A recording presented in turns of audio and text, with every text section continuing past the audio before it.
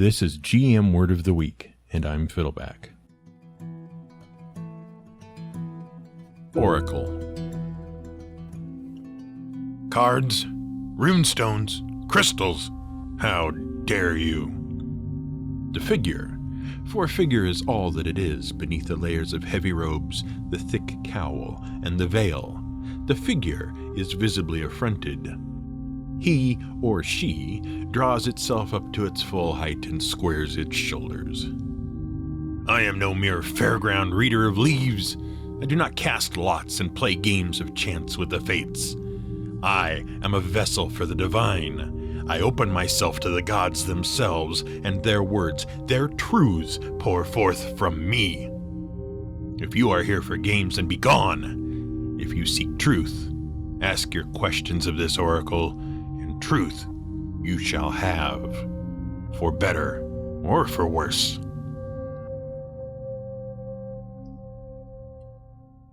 Have you ever noticed that once adventures in Dungeons and Dragons go beyond the simple plunge into the dungeon, kill the dragon, and steal the treasure of the week, the heroes of the story spend a lot of time in libraries. It's like they're the characters in some educational PBS cartoon, the kind you watched because the good cartoons like G.I. Joe and Teenage Mutant Ninja Turtles were over. If there's anything you don't know, go to the library. Nowadays, that doesn't seem strange at all. Well, maybe it does a little. The concept of library has sort of been replaced with look it up in the Wikipedias. But come on, D&D takes place in a time before the internet, before you could just pluck the answers magically out of thin air where they come from some all-knowing, omnipresent source, provided you had the right tools and you know how to check source documents to make sure the answer is solid. That's real life. But in a fantasy world, libraries are where you have to go. And sure, Gandalf went to the library when he was trying to figure out if the magical ring Bilbo had was evil. I mean, he had to be sure. Just because it was acquired under mysterious circumstances from a sinister creature, and just because Bilbo lied about the ring, and just because Bilbo seemed to be living an awful long time, and just because he was becoming unhinged and manic, and just because the ring was very magical, and just because a fiery eye filled Gandalf's brain and taunted him when he almost touched the ring, and just because it matched the description of a magical ring that had once kind of destroyed the entire world. That didn't mean the ring was evil. Gandalf had to be sure. But the thing is, D&D is a fantasy world. And in a lot of ways, it's not really a medieval world the way we often think it is. It has some medieval elements, sure, but it's more like if you took the medieval world and smashed it into the pre-medieval ancient world. Culturally, the world of D&D is like ancient Greece meets the Frankish Empire. And when an ancient Greek needed to know something, he didn't scurry off to a library. I mean, sometimes he did, but often he scurried to a priest. Take, for example, Leonidas I, warrior king of Sparta. He got a letter from basically all of Greece asking him to take his army and defend Greece from the entire Persian Empire, because apparently all of it was attacking all at once. And so he went to visit the oracle at Delphi. And she did a naked, smoky striptease dance, and eventually said that either Leonidas would die fighting the Persians, or Sparta would be laid to waste by the Persians. And so Leonidas went off with just 300 naked men to fight a bunch of Persian mutants using the power of advanced film editing techniques like ramping that they totally ripped off from the Wachowski brothers in an orgy of homoerotic bullet time sequences. At least, that's how Zack Snyder depicted it in his 2006 film 300. But that may not be entirely historically accurate. First of all, it should be noted that there weren't just 300 Spartans. There were 300 Spartans and approximately 15,000 soldiers from Athens and other Greek city-states. Leonidas had been selected to lead a coalition of Greek forces to slow the advance of the Persian troops so that Athens could build a navy. Why? Well, Leonidas was selected because the Athenian soldiers wouldn't follow anyone else. They wanted the best, and the Athenians were building a navy because the oracle at Delphi had told them to do so. That was before the oracle told Leonidas that either Sparta was going to mourn a king, or everyone was going to mourn Sparta. Which brings us to the other major historical inaccuracy. Leonidas probably didn't get to watch the smoky striptease dance. That was done in private. Well, it probably wasn't a striptease dance, but it was a trance, and it was very smoky. The smoke in that scene was probably the most historically accurate part of that movie. So who is the oracle at Delphi? And more generally, what is an oracle? We tend to think of oracles as people who predict the future, and we sort of lump them in with seers, astrologers, diviners, crystal ball reading gypsies, I Ching readers, and tarot readers. But there's actually an important difference between all of those people and an oracle. They all try to predict the future, but oracles are special. Most seers, that is, most folks who predict the future, do so by interpreting signs and portents. Basically, the logic runs something like this. Everything in the universe is interconnected by mystic forces. Gods, destiny, universal mystical laws, whatever. So if you pay attention to minor details, those details might clue you in as to how those gods or destinies or mystical laws are moving. And this is where we get all of the famous forms of divination. And there have been a lot of forms of this sort of interpretive divination. Sure, you have your tarot cards and your rune stones and your I Ching and chicken entrails and turtle shells and watching the stars and paying attention to momentous events and so on. But if you want to get technical, and we always do here at Word of the Week, some scholars have proposed dividing divination into 4 different categories. You've got your omens, which is just paying attention to special events. You've got your sortilege, which is using some sort of randomized tool like cards or stones or coins. You've got augury, which involves using tools or rituals to answer specific questions. And you've got spontaneous divination, which is basically just having the answer pop into someone's head. Seers, in general, don't need any specific talents. You learn how to read runes or understand the stars or cut open a chicken and interpret what is going on in their guts, and you can predict the future. In theory, there is no magic to it. Or rather, all of the magic is external. It's part of the magic of the universe that stuff works. But oracles are different. Oracles receive their answers spontaneously through a direct connection with mystical forces, usually the gods. They are spontaneous diviners. And while rituals may be involved, there is something special about the oracle. They have a mystical connection. In fact, in most cases, the belief was that oracles were mediums. They were invokers. Those fancy words actually have very similar meanings. A medium is someone who acts as a vessel or translator for a supernatural force. Whoopi Goldberg in Ghost was a medium. She could hear the ghosts and could tell living people what those ghosts were saying. It's like being a supernatural United Nations translator. An invoker is someone who calls a mystical force into themselves.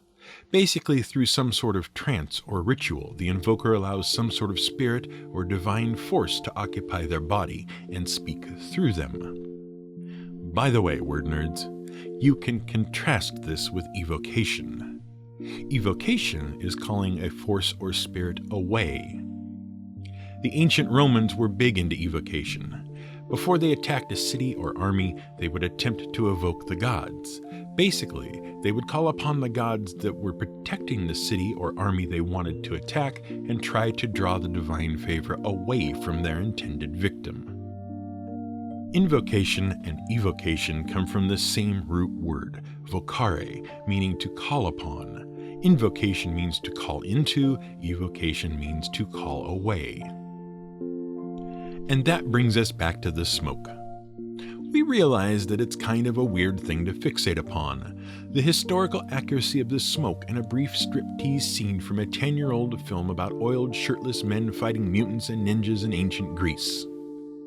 But the smoke is really important. Let's talk about the Pythia. Who were the Pythia? She was a naked, smoke-dancing lady. Okay, all right, we'll let it drop.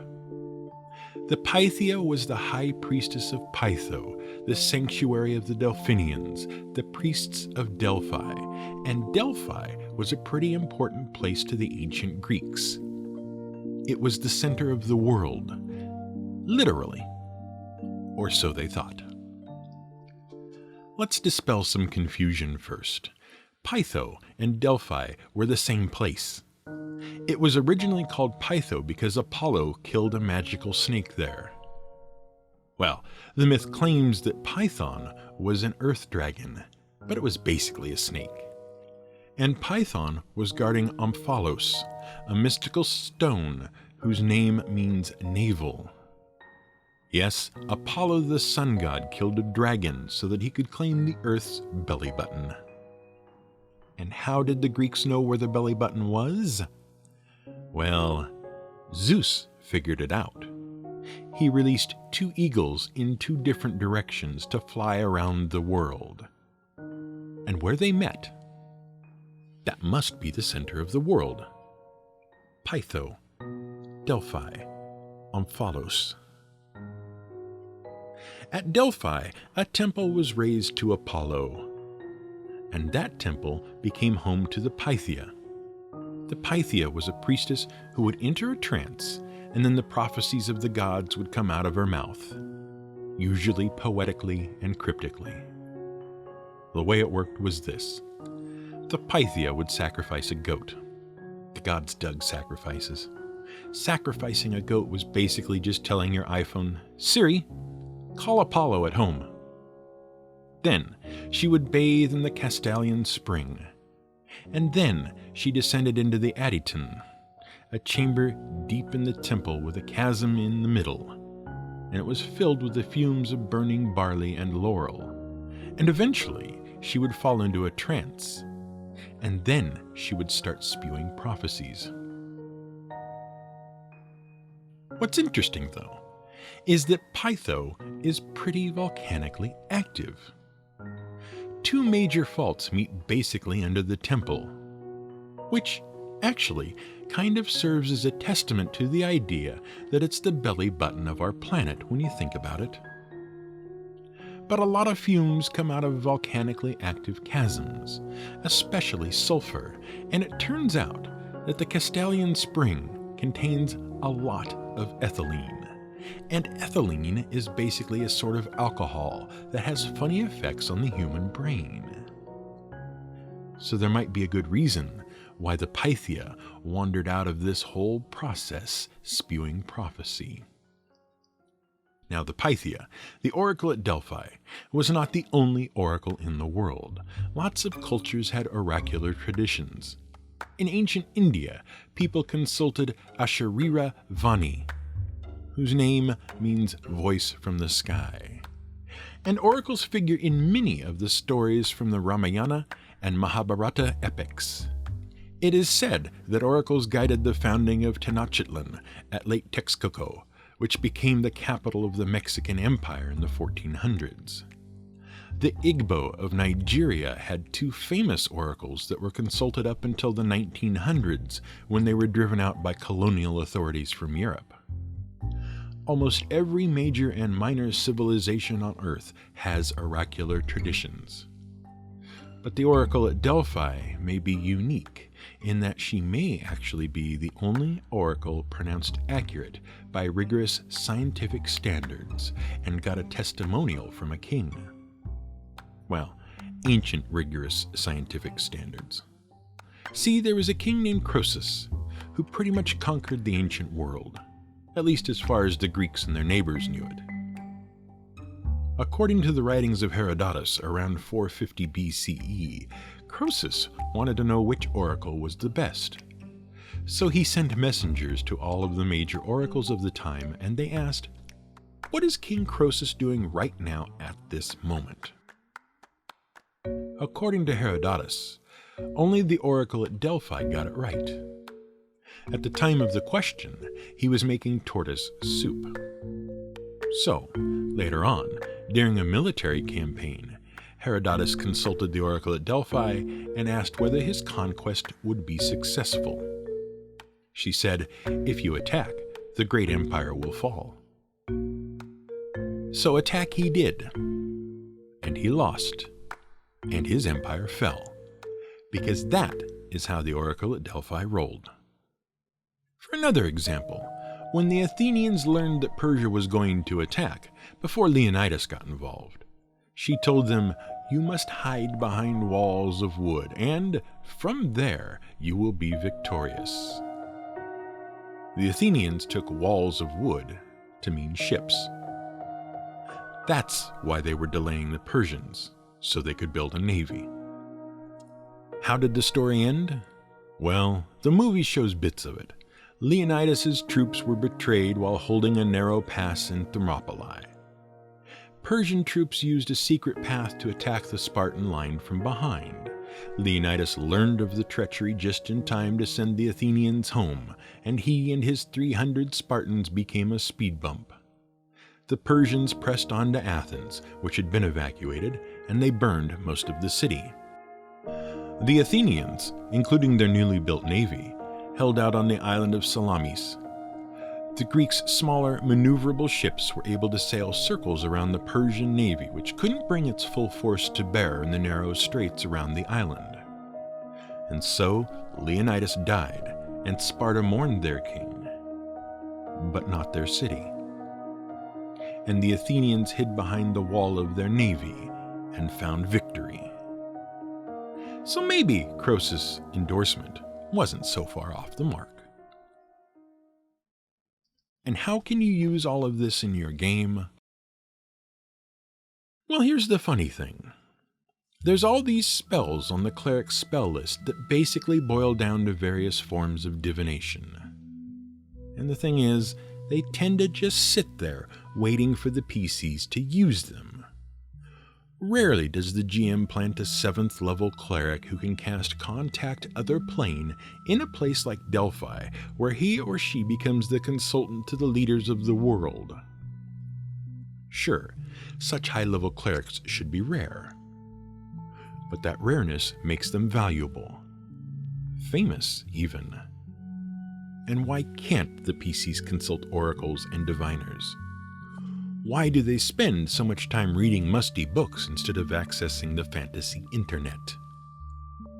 Maybe those spells aren't for PCs as much as they are for world building and storytelling. After all, the way the Oracle at Delphi handled the whole Persian thing, it was half a riddle and half a really powerful emotional choice. Hide behind walls of wood for victory? Your city will mourn you, or you will see your city ruined? Well, that's pretty cool stuff. This has been the GM Word of the Week. It was written by the Angry GM and recorded and produced by me, Fiddleback. You can find more at theangrygm.com and madadventurers.com.